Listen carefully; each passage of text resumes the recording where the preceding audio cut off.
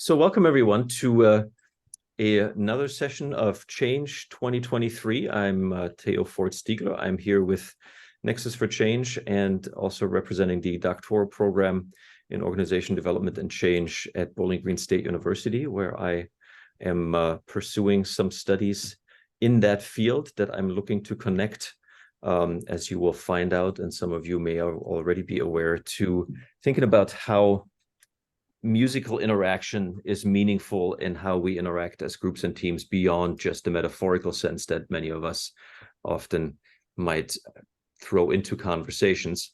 I have with me three fantastic people that at different stages and at different parts of my personal journey into this idea of how can I leverage what I know and understand and love about music into this work of organization development and change, or what I often think of as collaborative change. And want to tell you a little bit about them. The first person that is actually happens to be in my top left corner on my Zoom screen is Ryan. I actually didn't find him. My students did in a class last spring. I sent them hunting for find some people that are experts in these various different methodologies and approaches. And somebody did a Google search, and somewhere in the realm of open space, Ryan showed up. And so they introduced me to this Mr. Rijon Erickson, and I said, oh, that's interesting. I see he went to BGSU. I wonder what he studied. We had a conversation. It turns out both Ryan and I have studied bass with the same gentleman who is the jazz bass professor at BGSU. And Ryan is somebody who thinks about things like organizational musicianship, which to me is like, wait, what is that? Tell me more. So he's been a co-inquirer that I value dearly and appreciate having here. My journey into thinking about arts and music around the work of interacting with groups and organization, I probably wouldn't have pursued it if not for finding and I don't know where my copy is right now, if not finding in the Change Handbook a chapter on Drum Cafe.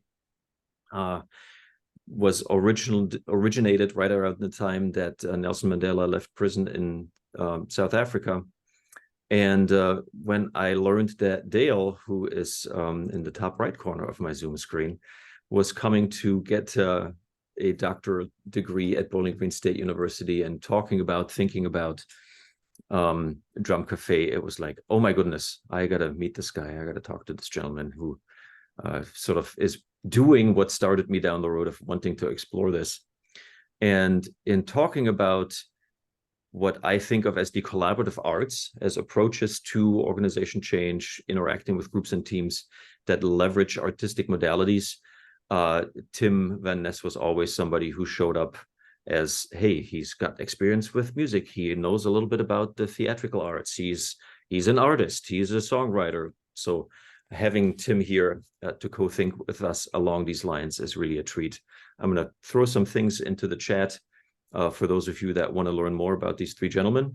But the next thing I'm going to do is invite them to share a little bit about their journey and what got them here. And we're going to start with Ryan and then sort of just hand it off as they share a little bit about their work and how we got here. Then I'm going to send you all into some breakouts to have conversation around what did you hear, what resonates for you, and we'll come back and share with the group at large whatever it is that you want to ask, whatever it is that resonates with you. There's some of that musical, rather metaphorical language about resonances and things. So, Ryan, I'm going to toss it over to you. And here I catch it.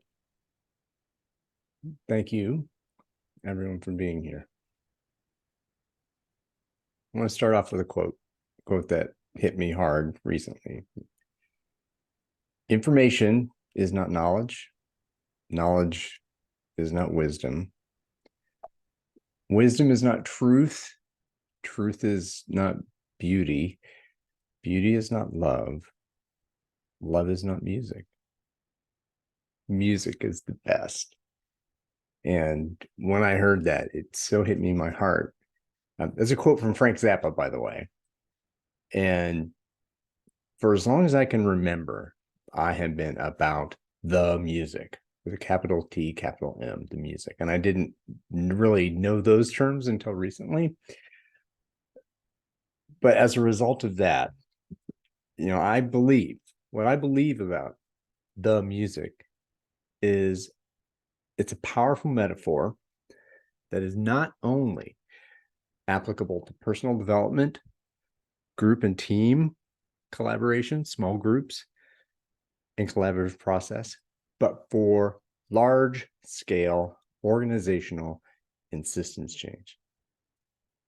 And that's this frame that I had now come to call organizational musicianship. What is that? And why did I care? And why should you care? And so that starts with the origin story. I came from Indiana, Terre Haute, Indiana. I was a lab rat. I was experimented on at Indiana State University in the laboratory school by a music professor who taught the middle school band. And she taught us at first grade how to play the cornet. And very soon after that, how to improvise, how to improvise jazz, one note at a time, and then two notes, and then three notes, and then six notes in the blues scale. And we went into playing in jazz bands and with a group called the Cornet Kids, these little kids learning about jazz and playing it for other people. And that drilled it into me. And because of that, I ended up going to BGSU, studying jazz studies. I was a jazz studies major with recording technology, but jazz studies. And so that was my life up to that point. I wanted that.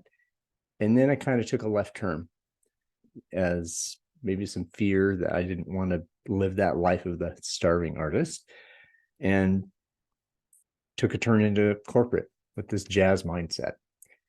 And while that turned left, it stayed in my heart. I spent 25 years in corporate, and last of which with IBM. And then towards the end of my time with IBM, I learned about agile software development, about the 4 values of individuals and interactions over processes and tools, customer collaboration over contracts, responding to change over following a plan, and working software over comprehensive documentation. Hearing that and experiencing 20 years of project management, command and control kind of stuff, that flipped my head. And as a result of that, I ended up in the open space community. That there was an agile open space here in Charlotte where I am now. And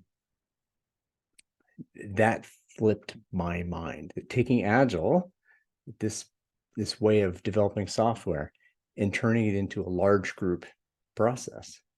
And you know what I found out from that process? It was a lot like jazz, because it's the self-organizing frame. And when that came to me into open space, I was starting to put the pieces together.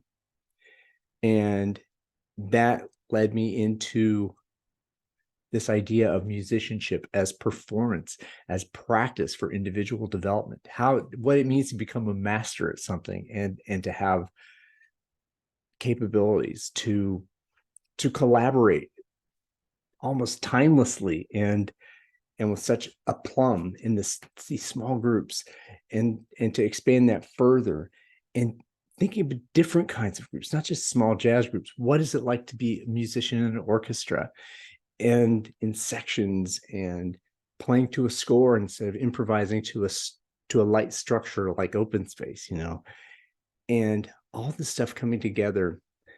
It brought back the fire, that song in my heart about, what song am I here to sing? Am I here to be a member of an organization that sounds like, in terms of its collaboration, of a bad Beatles cover band, an imitation of someone else? Or am I here to help people make the music they choose to make, the music they were born to make?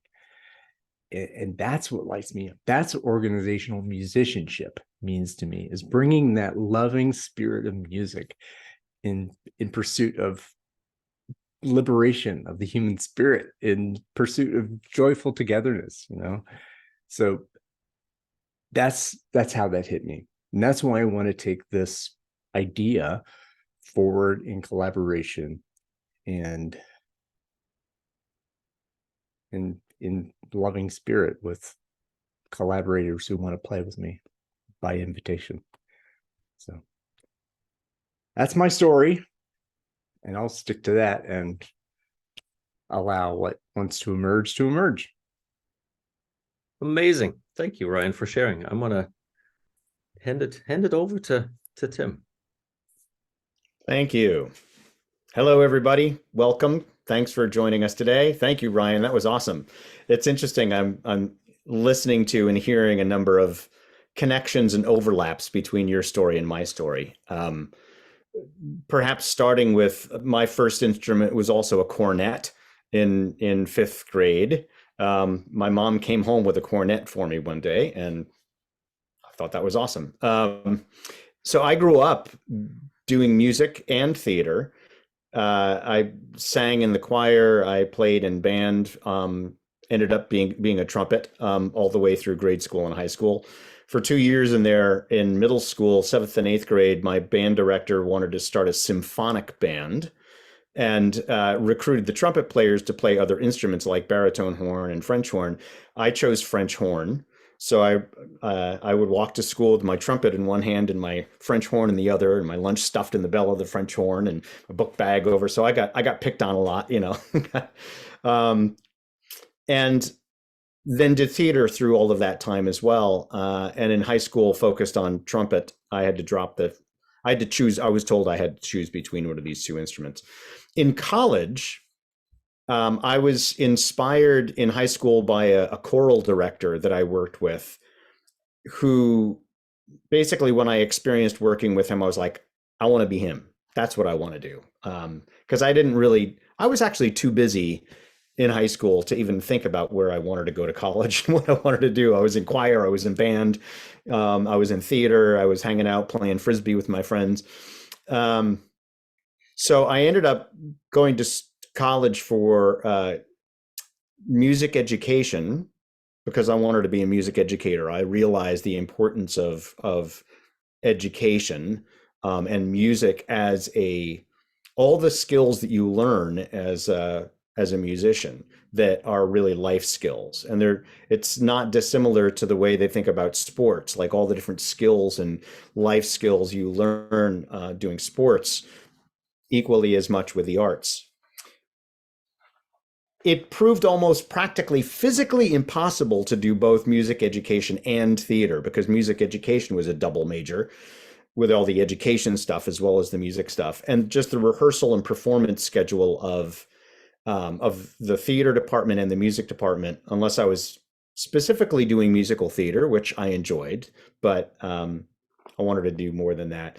So along the way, I discovered a form of theater called playback theater. Playback theater is a form of improvisational theater, and it's improv theater based on the enactment of personal stories. So it's a bit different from traditional comedy improv, because the goal isn't necessarily to be funny. The goal is to really honor the story and honor the teller and play back the story in a way that really honors and captures the essence of the story.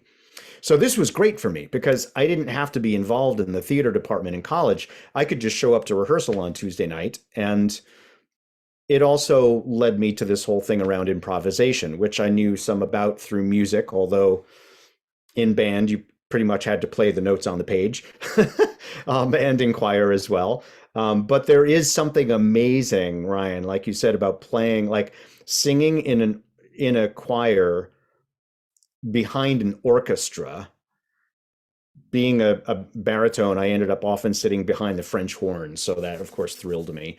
But it's an amazing thing to be immersed in all of that sound and to be having my voice be one voice in this massive sound and this massive collaborative creative experience. It was really amazing.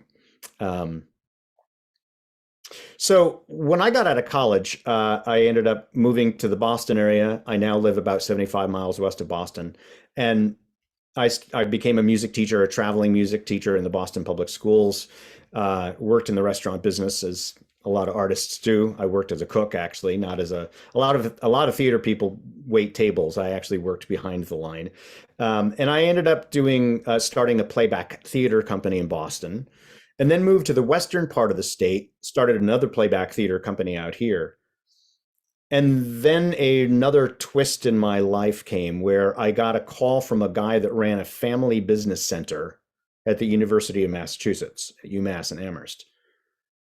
I'm like, why are you calling me? Because he ran programs and services for family owned and operated businesses, most of which were around, strategy, finance, marketing, sales, all this classic business stuff. He said, I'm thinking about doing some theater that dramatizes the family dynamics that actually drive business decisions in family businesses. I'm like, why don't you come to a rehearsal? So he came, and the bottom line is we ended up, through improvising, we created a play that dramatized a lot of classic issues in family businesses. If anybody has seen this show Succession on HBO, I swear a producer from HBO attended one of our things, because the story that they tell is almost exactly one of the stories that we told. Father at the end of the first act dies. Who's going to take over the business? The two sons that don't get along, sibling rivalry. The mom is our stepmom. She's not really our mom. She's sort of the gatekeeper. Or does anybody actually consider the daughter, who's probably the smartest person in the room, probably can run the business any better? Anyway, this using theater, I started realizing, this actually works. I mean, it wasn't Shakespeare, it wasn't Noel Coward, but it was, people reacted to it saying, oh my God, that's exactly what it's like in my family. It's exactly what it feels like in the family. So I started realizing we can use theater as a way of dramatizing, ultimately, organizational culture and climate. And that we created a company that called DramaWorks Interactive, that from my playback company. So my playback company became a family business theater company that then became DramaWorks. And we started working with a lot of different organizations. And here's another overlap, Ryan. We worked with IBM a lot in their executive education development programs, dramatizing what life was like for newly appointed executives. What's different from being an executive from being a manager? How do you create alignment and collaboration on a team? And so we would dramatize this, and then we would send people off into breakouts, and they had to basically solve for a key challenge that they were facing as an organization, kind of doing a living case study. And so worked with lots of different kinds of organizations, but and we also, so besides playback theater, we would sometimes do playback, but I also realized in an organization it was important to spend some time up front doing a discovery phase where we identify what's the story that the organization is trying to live. And therein lies another metaphor. And started to recognize that the story that gets played out internally in the organization is absolutely the story that outpictures externally in the organization. So the story, how people treat each other internally, ends up reflecting what customers and clients experience on the outside about working with an organization. So the better that you create a sense of collaboration and teamwork and caring and compassion and love within an organization, that actually translates to how they do business in the world. And we could use theater to dramatize that, and we would create a scene or a story that would dramatize that story. And then again, people in the organization would say, oh my God, yes, that's exactly, Dale, I've been in that conference. I've been in that meeting with you. That's exactly what you're like in those meetings, Dale. I've seen you do that to Dale when he walks out the room, right? And so we would say, great. If this is like life, what needs to change. What would it look like if it were different? What would it look like if you were working optimally? And then the audience would make suggestions, because the basic concept is the wisdom that's needed to change any organization already exists within the organization. We know what the problems are. We know what we think needs to happen. We just have to give agency and voice to the people in the organization that have some ideas about how to make the change. And so in theater and improvisation, we'd say, right, okay, we're going to stop. We're going to start again. The audience gets to say, pause, and make a specific suggestion about what needs to change in this very common everyday kind of scene in a meeting. And we'll try it and see if it works. And through that, we start to clarify, what are the agreements? What are the behaviors? How are we actually living the values? So we did some work with organizations around how do you actually live the values instead of just having them on a plaque on the wall. What do they actually look like when they're being lived every day? What does integrity look like? What does collaboration look like? And get the people to explain what that looks like, and sometimes even get them up. And it's like, well, you show us, and get the people dramatizing it themselves. So that's been a lot of the work that I do that's related to this concept of collaboration and creativity and spontaneity. And especially when you get the audience up on stage and they're trying to explain what they're just talking about, what they think needs to change. They're like, why don't you just come up and do it? And they get it, and they're improvising. It's spontaneous. They didn't plan it. They didn't spend weeks creating a strategy, and they're like, in the moment, get up and show us what it looks like to actually build trusted relationships in a team. Very powerful and very exhilarating stuff. So when you just said dramatizing, for some reason, my brain was already going to the segue. Like, did he say dramatizing? No, he said dramatizing. Oh. But yeah, but so I'm going to use that misheard word on my part to invite our third panelist into the conversation. Tim, thank you so much for sharing. I just I always talk to people about the experiences of musical joy that I have when, I think most of us have like the song where you get goosebumps and you're like, there's something that happens from the music. I have those reactions listening to you share those impactful stories. So thank you. And Dale, why don't you dramatize that a little? Oh, you're good, Dale. You are too good. And Ryan and Tim, you are great. Well, here comes the drummer. It's about to get loud. So hold on to your hats. No, I'm just kidding. Greetings from sunny South Texas, San Antonio. I took the circuitous route to get here. I can assure you that, geographically and developmentally. Thank you all for spending your valuable minutes of the morning, afternoon, wherever you are, with us. Really, really honored by that. So the blessing of going after Ryan and Tim is that I get to take in so much good stuff. The curse is now I want to comment on all of it in just a few minutes, but we want you all to gather and break out shortly and just kind of share with one another what's percolating for you. So much stuff. Tim, the very last thing you said was, it's about getting up and doing it. No dramatic change or collaboration happens as a spectator. It's always about getting up, getting into the center and grooving. And that's the essence of how the Drum Cafe, which is my organization I founded here in the US, was started in Johannesburg, South Africa. In African culture, it's about getting up and getting into the center and grooving and building community by what you do and how you contribute in your own unique way. And that aspect and representation of inclusion is celebratory, it's equitable, it's just, and everyone comes away feeling better because they know the community has advanced. But how do we get there, right? And so that's been my choice of modality. I assume that you're here because you facilitate in some regard, or maybe just have a passion for music. You wanted to see how these two things it all came together. And what you just heard Ryan and Tim share was similar to my story, where I say that I started drumming when I was 3 years old. And then I stopped drumming when I was 3 years old because Santa Claus gave me a drum set and I didn't know how to play it, but I'm one of 11 children. So my mom's like, if you're going to learn how to play that, mate, you're going to have to like work it out on your own.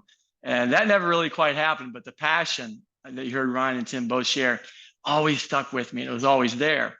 So I went in and, carried the party line, the family line, went to business school, got an MBA in international business. And that afforded me the opportunity to get into technology and technology sales, worked for IBM for about 6 years, Ryan, and then got into software and led in a really fast growing organization, led sales teams in Boston. And then I was in Tokyo for a couple of quarters. I ran UK sales out of London for 7 or 8 quarters. Salespeople define their lives in quarters. And then I wound up in the southern tip of the African continent. And that's where I saw, Tim, like you see someone or something that taps that passion and brings it back to the surface. And you're like, that's it. That's it. What am I waiting on? Why am I here? Now I know I'm here. Ryan, your expression is exactly spot on. So I saw the Drum Cafe and I had begun drumming. I picked up the drums again at 31. And then I saw the Drum Cafe and I thought, what is that? And to me, it occurred to me that this was the blend of my organizational leadership and experience in the corporate world and my experience of making music. But I didn't know how to make music yet. I was starting to learn how to play the drums when I packed up from Africa and I came back. I was an expat and I came back to Texas, and I didn't work. I immersed myself in the music, and I joined a band. I had to learn how to make music. So if you and I had the opportunity to ride an elevator together, it would only take a couple of floors for me to tell you what the Drum Cafe does. And for me, I say it relates what it takes to make music to organizational effectiveness. And you've heard that in a variety of ways from both Tim and Ryan. Well, what's happening when people make music? It's one thing to look at it, but say, now do it. And what's the experience for you? Organizations want to collaborate at all levels, don't they? Ryan, you said it, interpersonally, small groups, departments, organization wide. And call it collaboration, call it cooperation, call it teamwork, call it team building. I think they just become glorified permutations of getting employees to work and play together nicely. We are most often looked at as a team building company, which is ironic because in my life as a corporate guy, anytime I even heard or smelled anything that sounded or felt like team building, I'd run right through the wall to get out of there because it was so cool. Everything I experienced, I don't want to project my feelings about team building on any of you all. But what happened? My experience, we're going to do some team building. Great, let's gather everybody together. We're going to collaborate, right? Work together. So they bring everyone together. And then the first thing they do is break them into smaller teams. And they give them different colored T-shirts. And then they create something competitive like a scavenger hunt or a cook-off or whatever. And then they stack rank the winners and the losers because in the West, somebody must win and somebody must lose down there. And when I saw the Drum Cafe, the brilliance of it, and we didn't invent group drumming, we didn't invent the drum, we didn't invent any of this stuff. We really just see ourselves as custodians of a millennia-old experience that has been used to build culture, to celebrate humanity, and to develop interpersonal relationships. Because when we talk about organizational musicianship, like a lot of my clients, you might think, hang on a second, and all of a sudden they get into their heads and they start thinking, I'm not that person. I don't have rhythm. I don't play a musical instrument. And the biggest one, the one I hear most often is, you're not going to make me dance, are you? Because dancing would require engagement. Dancing would require us to be vulnerable and open ourselves up to the ABCs of the individual that we are within ourselves, the authentic person. But if we don't get there, we engage in discourse and in actions and behavior that just protect and defend, everything being operated from the neck up. And why is that not a surprise? Because certainly with a lot of my clients and the corporate organizations that I work with, that's how they got the job, with their mental intelligence and their mental acuity. And that's nothing wrong with that, as long as it's not an either or scenario. we're all about, with what Ryan and Tim and I are talking about, is coming in with a both and mentality. Use this, but add this, because up here is where our blameless protection mechanism called our ego lives. You know, our ego wants to rear itself when we feel like we might get exposed for something less than, like in Irving Goffman's self-presentation theory. It's that front of house persona that I want everyone to see me as, and that doesn't drive richness and depth in our relationships, or become an antecedent for a desire to collaborate.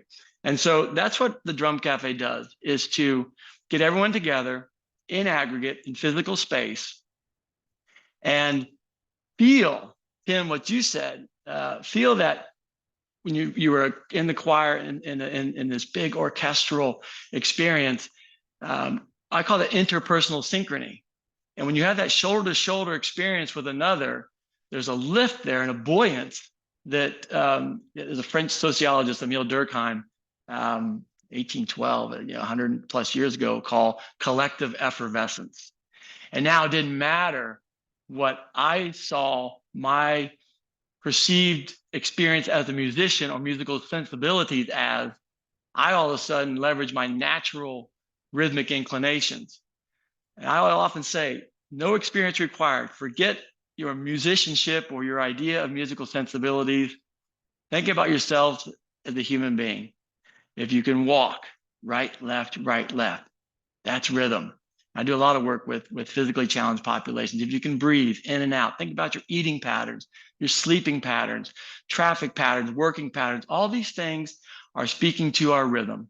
And to wrap up, Teo, I will always tell them to say, just remember, to me, I contend that one of the biggest manifestations of rhythm is in our relationships. Now think about that.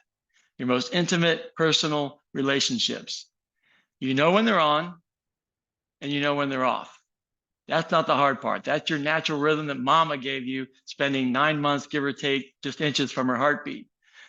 The challenge for all of us as facilitators inside of an organization is to get them to trust those instincts and act upon it like the leader that you are, whether an individual contributor or whether you are, Tim, manager to exec, individual contributor manager. We're all leaders in the way that we engage and take action against disharmony, which is throttling the organization for the desired outcomes they're looking to achieve. Because the alternative is worse yet. If we're not the bigger person to take action towards transforming that disharmony and reconciling it, as my spiritual advisor, one of them anyway, Father Richard Rohr says, you're bound to transmit it. And the folks you transmit it to are our loved ones. And so they get bludgeoned by all the mental commentary that run in our heads because we don't take the action to reconcile it. So that's my commercial for arts and facilitating organizational collaboration. Thank you so much. It is really cool to have all of you here, so many faces that I've been able to connect to around some of the stuff. So I want to invite you to have about 8 minutes or so of conversation in the breakouts. Probably will bring you back right around quarter to the top of the hour. So at 45, with whatever number goes before that in your time zone. Invite you to just have a conversation with a couple of conversation partners around what resonated with you from what you just heard, and then we'll bring you back and see what bubbles up, what questions you want to ask, what comments you want to make for the remainder of our time together.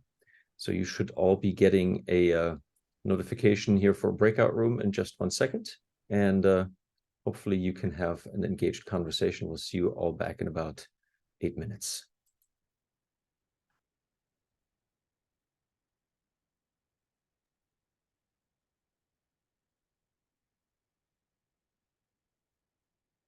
Woo-hoo! And if you all don't mind, I'm going to just leave the recording running. There's some really interesting threads there through your stories that, from which brass instrument was given some attention to. The IBM thread It's interesting. Oh wow! Now, Tim, I have to go on to. Oh my God, you're on mute. Tim, I wanted to say something about playback theater totally, because every Friday I do an open. Well, I try to do an open space with the Applied Improv Network, and a couple of the folks from the playback theater, the practice, are there at every week or so. And I was like, it was so cool to know that was part of your improv practice. And I didn't even get to say much about improv in my blurb, but yeah. Maybe a connection when they come back, if it comes up, Brian, right? Maybe something you'll kind of latch onto once you hear. I'd love to learn more about playback theater as well. And that's to me a really fascinating theme. Sorry, go ahead, Dale. I was just saying, do you know Nicole Merkel? Has that name ever bubbled up to you in your circles? She's one of my cohort mates, and she's deep into, I believe, Teo, I think she's pretty deep into playback theater, and has a desire to study it and get much more immersed within it. Because she grew up like in school, drama and theater and stuff. So I'll have to connect you two. Right. Yeah, for me, this whole idea around improvisation has really bubbled up as a theme that probably is going to be in focus for my dissertation. And this might be an old hat for all of you, but I don't know if you're familiar with the research. Gentleman, that's actually what is it called? A doctor for the ears, audiologist, I believe is the term. Like he's one of the leading cochlear implant surgeons in the world, but happens to also be a musician. And he did some work in 2007 and 2008 at Johns Hopkins, where he put improvising jazz musicians in an fMRI scanner. Like there's this picture of the guy, like, the keyboard's out here and he's in the scanner. And what they found, or one of the impactful for me resonant pieces of their research, they looked at, okay, what is happening in the brain when you're playing a rehearsed piece, when you're playing something off the sheet versus improvising. And what they found is that the good improvisers seem to have an ability to lower their guard, to turn off the self-monitoring part in the frontal cortex that, is usually responsible for, like, oh my God, is my zipper down? What am I, do I smell okay? That kind of stuff just gets not turned off, but powered way down, so that you can react to all these beautiful generative impulses that might come with, oh, I could make a mistake here. But taking that into how we have conversations in teams, I think, is what I want to dig into more. Yep. Yeah, how you respond versus just reacting from that reptilian brain, right? So you had asked me my favorite. You had asked me about your TED Talk, Ted. That was my favorite part, and it was the neuroscientific aspect of that. How the brain lights up and which ones are low lighted. That lowers that guard, and that's really what is so relative to what we do, is to get them to just play and get in, and then we'll worry about it. We don't make them. Nobody makes you do anything. They're grown adults, just create and cultivate and host a space. And they eventually will feel compelled to jump in, and it's pretty interesting what can happen in a short amount of time, which is what my dissertation research is all about. What can we do to move the emotional and affective states of the people before me in an hour or less? And that's the key for organizations. Like, all right, I don't have all day, let's get on with it, get back to work. And the results were significant in terms of the change in folks. It was really just phenomenal. Just even one manner of doing it. But yeah. Yep. Teo, I think Sting also has one of my favorite TED Talks is Sting talking about writer's block and how he started writing again after having like a massive writing block thing. But he also talks about, I think it was in that, I don't remember, might have been in that one, it might have been in something else, but he was also invited to get hooked up to, brain monitors and MRIs while writing a song. And the whole process of creativity and what lights up in the brain, what aspects of the brain start firing, which aspects of the brain are less active. And it's, there's similar kind of research. Fascinating. I I have to like dig into that one. I'd read about Sting because you two are bassists. Someone that I guess apparently it's incredibly difficult to sing and play bass. It's like, is that true? Or because I mean, rhythm guitar, yes, or guitar, but everyone, they had a whole interview on him, like how in the hell he had to like work it out to like, I don't know. Yeah, it is. Well, at least certain kinds of music. I mean, as Richard Bona does it unbelievably, phenomenally. This fantastic jazz bass. But Geddy Lee, Chris Squire, they were some of my bass idols. Like, oh my God, and I got to play some Rush in the garage band. So yeah, it is hard. And I had to say one thing, that the two pieces that both of you are saying, it's all about invitation. It's you invite people to opt into the game, that there's a goal, rules, a way of tracking progress, and opt in. Collaboration. And I was going to say this quote too, but it is that collaboration is like a fart. If you force it, it turns to crap. Whose quote is that? Well, it was a guy who I was. Well, it's a guy named Marcus Brandl. He's an agile practitioner in Germany, and I was in a class with him, and he's teaching this class. And he said that like it was about agile. Agile is like a fart. You force it, turns to shit. So I'm like, oh, yeah, that's just, to me, it was right there, and it's like the invitation to write the first chapter of an organizational story, right? And that you gotta jump into that. I don't know the end, like the leadership, the leader person, whoever sponsors like an open space. The theme is, we don't know how the story's going to end, but we're going to write it together. And I'm not the only author. We are all authors. And that to me is just, that's the magic bits of, how open space connected to agile, connected to just the whole idea of invited change and invited collaboration. So I mean, that's, and yes, it's their idea, right? Improv. Right? Yeah. Then it's their idea, and nobody argues with their own conclusions. Yeah, well, that, and if like, oh, well, in an open space, you're supposed to have this idea of there are these small groups that, oh, you're coming into this, and we might have totally divergent views, and we're going to be with that. But I have the option to, use my 2 feet or clicks or whatever and just go. It's the law of 2 feet in open space. You can, get out if you're not either giving or receiving knowledge and value. So, yep. I mean, so we're going to have folks coming back here in about 30 seconds, and some of them are. Oh, and here she is. Jumping. Wanted to highlight Francis Baldwin mentioned in the chat about the theme being experience it without naming it. I'm a quote meister. I got a quote for that one too. Of course you do. From Robert Irwin: seeing is forgetting the name of the thing you see. Truly seeing. And that's what it feels like. Feeling is like it. That's amazing. Right, that's amazing. Welcome back to the large group conversation. Maybe Brian, as so Tim was pointing out that right before we hopped off into our breakouts, Francis had offered a thought in the chat that was bubbling back, and so she shared that there's a unique theme that she's hearing, that experience it without naming it. And so Ryan, you had a quote for that. Why don't you share that, and then we'll jump in. Yeah, it was from a conceptual artist, Robert Irwin, and that seeing is forgetting the name of the thing you see.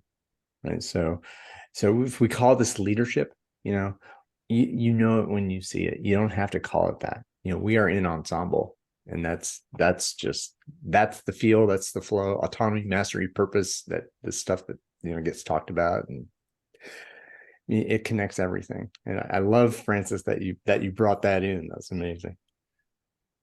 Well, it's I sent a subsequent note that I got it from the architect Christopher Alexander, who says when he's building, there's a quality you're looking for, but there is no name, but you know it when you experience it. So he calls it the quality that has no name. And I heard a lot of that today. You know, that it brings to mind this idea that we think of theater as a place with seats and a stage and curtains, but it isn't in a theater until we're in the space and we're being interactive in the theater. If going back to Tim's point, we make it a theater, whether we're audience or, you know, switching on lights. And that's what the feeling is. We're in theater now. Does that make any sense, Tim? Because I'm just riffing off of your comments. Absolutely. Absolutely. Yeah, there's in fact, there tend to be two different spellings of the word theater with ER at the end, which to me always related to the physical space called a theater, and then RE at the end, which is what you're describing. And kind of like church, right? You know, a church it can be a building, but a church really is the people. It's right. Collective. It's the people coming together. And a theater really is the collective of people getting together and exploring, experiencing. And somebody asked me recently what some of the big takeaways from some of the work that I did is, in different contexts. I don't remember exactly the context we were talking about in that moment, but there's something about the power of rehearsal. It's kind of bringing it back to that thing, the power of actually practicing things and experimenting with things. And it's in that practice, you know, when you do a scripted play, the players usually get together and the first thing you do is a stumble through. You can actually just read through the script. And everybody theoretically is supposed to come with some idea about how they're going to orient to their character, but still, it's still a collaborative process. It's still an improvisation. You don't really know how it's going to go. And one of the key skills in any acting, whether it's scripted work or spontaneous theater, is being in the moment. Yeah. Stuff that we know and have learned, and there's research around being present and in the present moment. And how can you respond to what you're hearing or seeing? Yeah. A way that's in the moment and true and accurate versus, like Dale was talking about, you know, sort of the thinking brain and how we think, you know, when we listen, we're often listening with our mind going about how we're going to respond or how we're going to react. And it's a very different thing. And it's the essence of improvisation, is the essence of spontaneity, to be in the moment and try to listen for what is emergent in the moment versus your planned thought about what you think would be the best way to respond. Yeah. And that is the essence of theater, Dave. So thank you. Thank you. I think of drumming as well as I'm looking at, because I can remember I was a snare drummer and a bass drummer when I was in junior high, but you would start out, you know, sort of timidly, you know, trying out some paradiddles and stuff. And then at a key moment in time, and I think it probably happens in Drum Cafe, suddenly you were a drummer. I'm drumming at it. I'm drumming. I'm a drummer, you know. So that transformation, Dale, you must see it a lot in your work, don't you? I'm a drummer now. It's apparent. Yeah, you can see it on their faces. Lisa Garcia's on here. She's a percussionist. I told her last week, you weren't a percussionist. You still are a percussionist. And in that is a little bit counterintuitive because Tim and Ryan talked about improv, but the drummer's job is really singular. Look, here's the beat.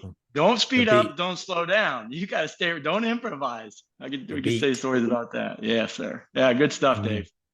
Yeah. Except if you're Jack DeJohnette or Paul Motion or Vinnie Colaiuta or some of these masters too. I mean, that and it's great. I mean, you're keeping time, you're playing around it, and it's that ineffable quality. You know, you have that sense of mastery that when you get to your practice, you're rehearsing, you're practicing by yourself, you're rehearsing with the trio or whoever, and then you can navigate that complexity of this beautiful thing that's unnameable and be detached from yourself and to be totally listening, feeling, playing, present. You know, who am I? How am I being? And just to have that be silent, and then you just with the music in the flow. And that's just, yeah, that just turns me on, you know, just to say it that way. It's amazing. we think of leaders in so many ways, but it strikes me that the leader is the one who keeps the beat. That's what I used to do with my bass drum. And I didn't realize it at the time. I thought the guy up front, with baton and the fancy hat was the leader. But now I realize I was. And every organization that I've ever been part of or helped, I think I'm listening for where's the beat and who's keeping it. So managing all the headwinds, all the chaos, all the chatter, all the parking lot grumbling is to stay, true to that. But finally, the last thing I would say on this is, if at all, it's still a job, and we as facilitators in this gallery here, it's still has always been a job of service. And our leadership is servant leadership in empowering and growing and developing those in front of us. The moment we get self-absorbed, or someone thinks I'm up here because the lights are on me, because I like to do this, they will smell it in an instant, and everything is lost. So my last comment. That's good. Any other thoughts from those that haven't had a chance to speak? Well, I'll add a little bit that Anna Marie and I got to talk about.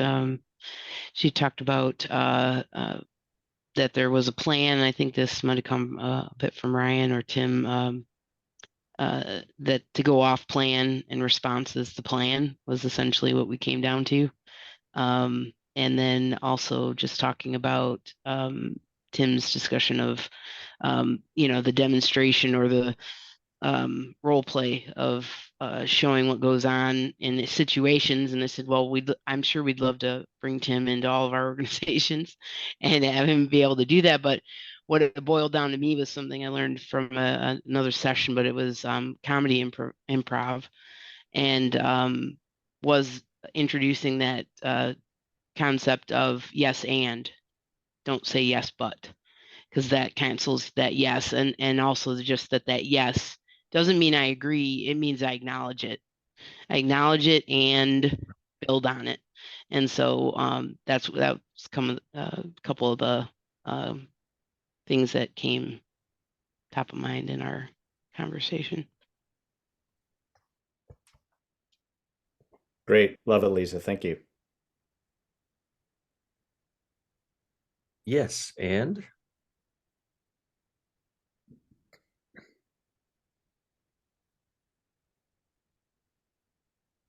so I have a kind of a question, and it's related to something that you, Dale, said about how you felt when you heard the words team building or any activity that starts sounding like that. And I feel I work for AARP in Washington. We're a big corporation. And my team, we're very technical. We're videographers, sound designers, engineers. And we have some of those activities, and even some of our leaders' attitude about them is like, we have to do this. Let's just get it done. What advice do you guys have? Because we've been talking about the beauty when we're willing, and we're a little hesitant, but we jump into the drum and we start improvising and we start sharing. What advice or experience do you have in more like unwilling situations when there's that this team could be getting to some synergy, and instead we're just checking, dots in a checklist and getting through stuff? I have a joke and a quote, and then Go for it. and an offer. And so teamwork is like a fart. You force it, it turns to crap. Oh, God. Yeah. So there's Don't forget another that one. But I mean, the point is that it's invitation, and that there's that to offer that invitation as, again, depending on the level of authority you have. If you're in a position of authority, you need to take responsibility for that leap. And I think you're hitting on that question. Well, So who's telling me I have to do this? Ugh, oh, I have to do this. It's not your choice. The agency is taken from you. And what's the navigation path to approach someone who's in management, top executive, to say, listen, that magic you're looking for, that teamwork, that collaboration you're looking for, if you just release it, and it takes bravery on your part too, to say you couldn't believe what's going to happen. So my thought is invitation and the joke. So Love it. Like when you got a team, Julio, which is in a precarious spot like that, where they could be at an inflection point of really optimizing their level of collaboration or introducing something which might actually reverse circumstances, that's when the leaders have to be courageous and what or who they choose to go with. Because if we just use a tick in the box, we did it, some OD consultant told me that we should bring together a team building company, and they use as one of the main, if not primary, criterions of price, then we really get into trouble. Because price is what you pay and value is what you get, right? So it's got to be everything that Ryan talked about, but embodied in a way that invites action and engagement. I think That is I'll go ahead, Tim. At my Wrap us last, up. we close around on some level a yes and principles that we were just talking about. That yes, there's a job to get done. Yes, there's something to get done. If it's possible to pause for a moment, take a step back, think about what's the ultimate goal we're trying to achieve, and why are we even doing it in the first place, and helping each individual connect with what about what we're trying to do is important to them. Now, it's not like their biggest life purpose necessarily. Oftentimes that's not what we experience at work. And yet, if each person can kind of step back and say, like, what's my part in what we're trying to accomplish? Am I connected at all to why I'm trying to accomplish this? And we know there's all sorts of research around it's how you accomplish it that actually ends up having a bigger impact on the overall success versus just getting it done. But how are we going to do this together? Right. That's informed by why we're doing it, and we can align around something. That's a start. Yeah. I love that. Like, I love that question of how does our goal relate to you, or how can you, add to the goal? What's your interpretation of the goal? Yeah. Thank you all so much. We are past the top of the hour. Unfortunately, I want to honor your time. If some of you want to stick around and chat some more, but I do want to say thank you to Dale, to Ryan, and to Tim specifically, and to the rest of you all here. Something that has been resonant with me is, Esther Perel says, the quality of our life is determined by the quality of our relationships. I wish for those relationships that you can enter them with some sense of improvisation and fun, and realize that sometimes when you force it, it turns into something not so desirable. There's one more session next week if you want to join us for our panelists. We have Rihanna Moore, Todd Seiler, and Rosa Zubizarreta that will be co-thinking with us. So you're welcome to join us for that, and see you all somewhere soon. Thank you, Theo. Thank you for doing this. Thank you for coming, friends. Be well. Yeah. Thank you for the precious gift of your time and attention. Yeah. Thank you all. Thank you.